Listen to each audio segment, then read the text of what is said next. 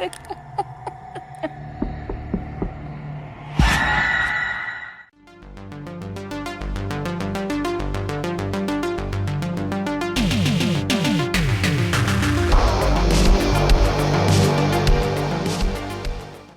We are talking Awakening the Nun, also known as Bad Nun 2, also known as Bad Nun Deadly Vows, also known as The Watcher 2. This one is directed by Scott Jeffrey and Rebecca Matthews. Scott Jeffrey actually wrote the movie as well.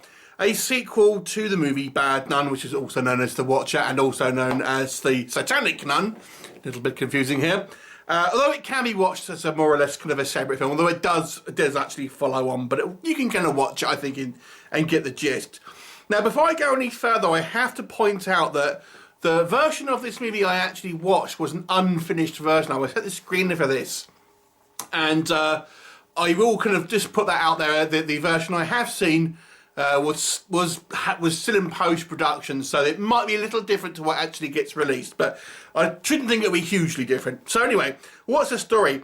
It focuses on 3 generations of women who moved to this local rural community in this kind of large farmhouse type. So we have the grandmother, the mother, and the kind of the youngest daughter. And they're kind of going there because the middle generation, the mother, has had a breakup with the husband, etc. So they've all kind of gone out there together. Now, this is near the site of the original Bad Nun movie, where there was a killer dressed up as a nun who is now in prison, so we know that's not going to be him.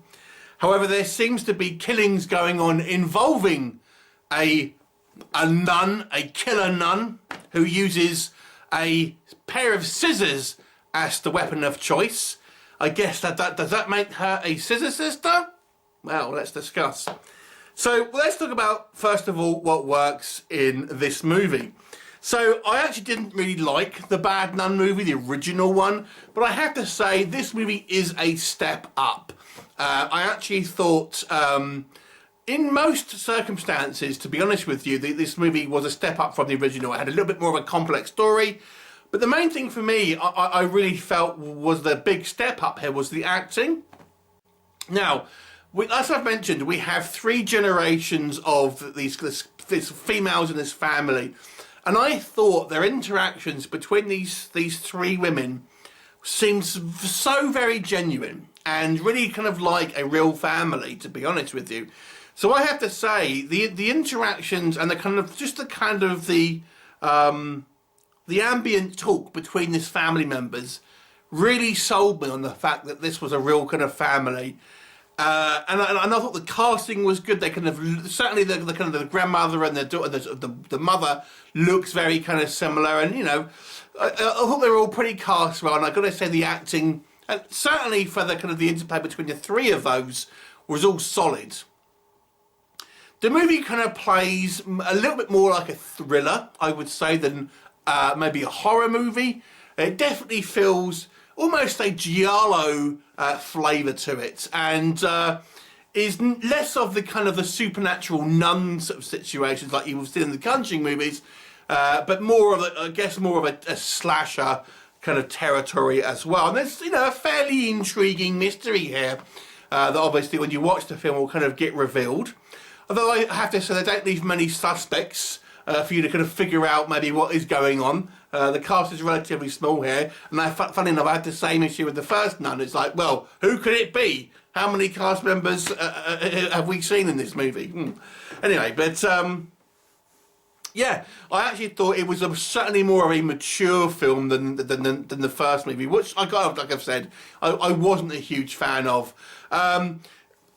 It's difficult to fully judge things like effects and stuff because they were not finished. Certainly the kind of the sound effects and stuff like that. So when we have our confrontations and stuff like that, they seem a little bit false, to be honest with you.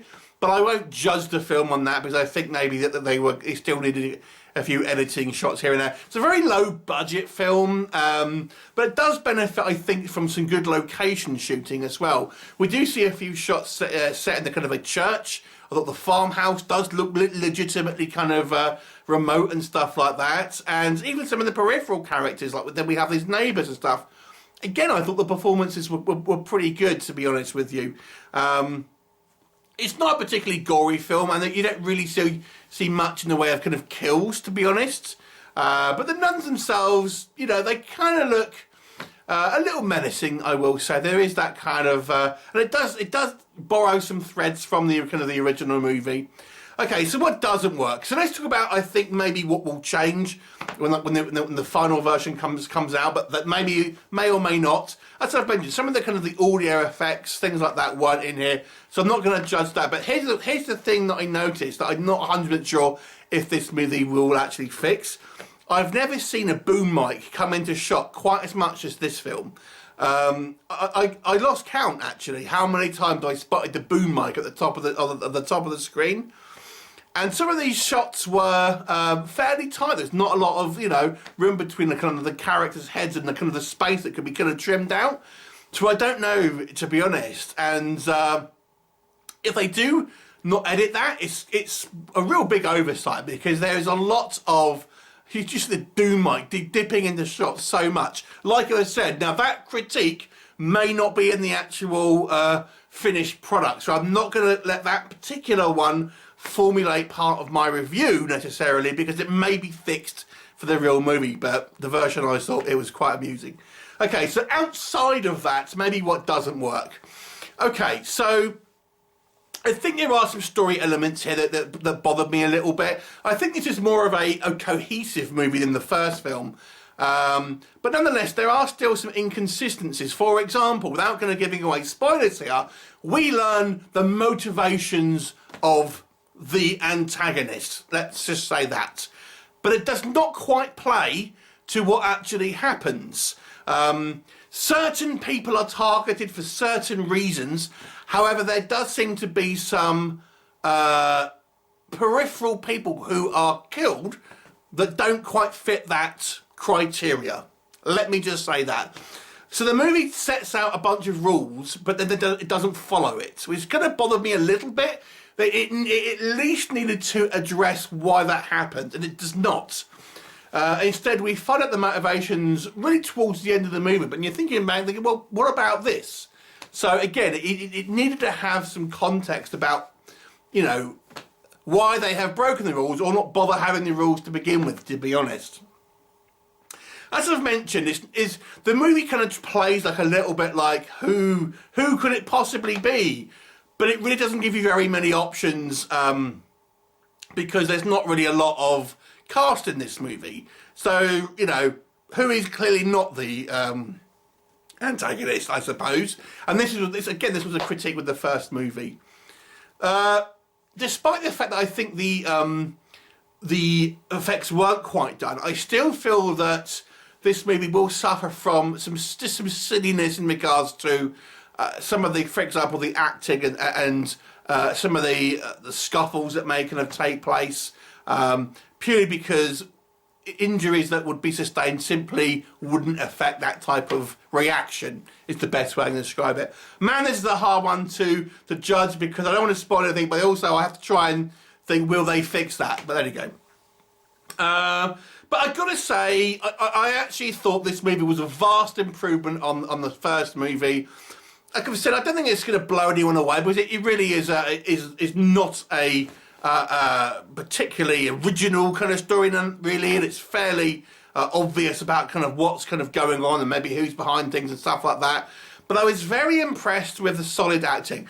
Yeah, some of the dialogue, it does border on cheesy sometimes, but I think more of the ambient kind of acting here and the kind of the conversation did seem very natural.